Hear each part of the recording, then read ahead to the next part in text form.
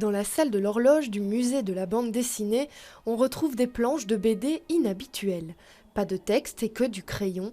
Des planches qui racontent deux histoires, les voyages de Taslim et de Halidou, exilés à Bruxelles et co-auteurs des dessins.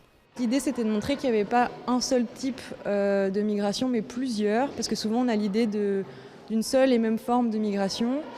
Donc là, il y a deux histoires. Dans l'idée, en fait, on aimerait en raconter plein, parce que chaque personne a une histoire différente avec son voyage. Pour raconter ces voyages de personnes en exil, 8 auteurs travaillent ensemble sous le collectif Studio Baraka, 4 anciens étudiants de Saint-Luc et 4 membres du collectif La Voix des Sans-Papiers. C'est un vrai travail d'équipe, tous les dessins sont faits ensemble. Tous les éléments sont faits à plusieurs, donc il y a les bâtiments par exemple que j'ai faits. Les personnages ont été faits par Augustine du coup. Ici c'est Tierno qui a travaillé sur ces personnages-là et les ombres c'est plutôt Margot. On s'est rendu compte qu'en travaillant à 8 mains, on arrivait à avoir une unicité.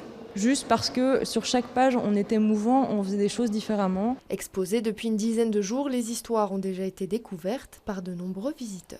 On entend souvent parler à la télé des bateaux qui coulent, des bateaux qui sont récupérés, où on arrive à sauver des réfugiés, mais de le voir raconté et dessiné par quelqu'un qui l'a vécu, c'est vrai que ça apporte une autre couleur à cette histoire-là. Ce qui est bien avec le dessin, c'est que ça parle à tout le monde et c'est vrai que c'est tout de suite très parlant, même plus fort que des mots. La BD, intitulée Les Turbulents, est à découvrir au musée de la bande dessinée jusqu'au 15 septembre.